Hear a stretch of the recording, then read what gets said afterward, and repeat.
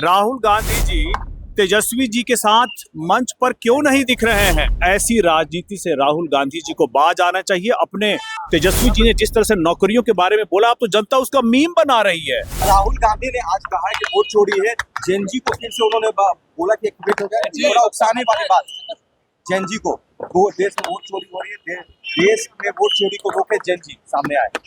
देखिए, राहुल गांधी जी पहले यह तय कर लें कि बिहार में जिस एसआईआर के मुद्दे को उठा करके महागठबंधन को एक साथ लेकर के चलने की बात कर रहे थे, उसका क्या हुआ? राहुल गांधी जी तेजस्वी जी के साथ मंच पर क्यों नहीं दिख रहे हैं? दोनों आदमी बेल पर हैं, लेकिन दोनों ही आदमी एक दूसरे से दूरी बनाए हुए हैं। देखिए, भ्रष्टाचार का जो मुद्दा है उसको लेकर के राहुल गांधी जी एक लेवल हाई अप लेने का प्रयास क्यों कर रहे हैं? अरे, महागठबंधन के बड़े नेता हैं, दोनों को साथ में दिखना चाहिए, जैसे एनडीए के नेता दिख रहे हैं, दूरी बना करके चल रहे हैं।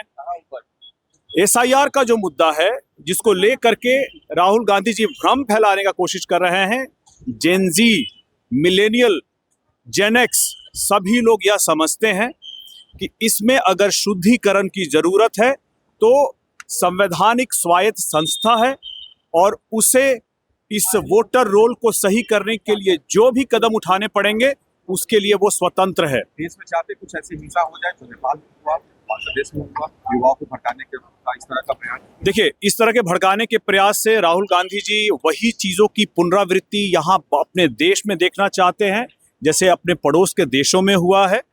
और इस बात के लिए दुर्भाग्यपूर्ण है कि अपने आप को युवा कहते हैं, मगर युवाओं की जो मुद्दे हैं उसके बारे में बात नहीं करके उनको भड़काने की बात करते हैं। ये सरासर राहुल जी को सोचना चाहिए कि वो किस तरह की राजनीति चाहते हैं और किसी भी तरह से युवाओं को भड़का करके, किसी भी तरह से मुद्दे से भटका करके अगर वो सत्ता प्राप्त करना चाहते हैं तो ऐसी राजनीति से राहुल गांधी जी को बाज आना चाहिए। अपने जो उनके पुरखे रहे हैं, कांग्रेस को जो बड़े नेता रहे हैं, उनके भविष्य, उनके अतीत को देखना चाहिए और फिर अपनी पार्टी का भविष्य तय करना चाहिए। समस्तीपुर में आरजेडी के मंच पर कट्टा को प्रमोशन करने का गाना चल रहा है, तो इसमें नई बात क्या है? इसमें नई बात क्या है? आप ये बताइए। जंगल राज उनका अतीत रहा है और उस अतीत को दोहराने के लिए ये लोग बार बार संकल्पबद्ध दिखते हैं। किस तरह के गाने इनके मन से चलते हैं ताकि जनता आकर के उनके सभाओं में आए। उसके बाद इनके नेता के पास बोलने के लिए कोई विजन नहीं है। तेजस्वी जी ने जिस तरह से नौकरियों के बारे में बोला, अब तो जनता उसका मीम बना रही है। जनता उसका मीम बना करके अपने नेता को ही दिखा रही है कि आप इतने झूठे वादे क्यों कर रहे हैं।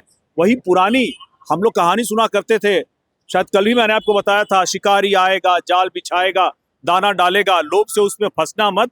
ये बार बार दाना डाल करके जनता को लुभाने का प्रयास कर रहे हैं, मगर जनता बहुत सजग है। वो भ्रष्टाचार और जंगल राज की सरकार दोबारा नहीं चाहती है।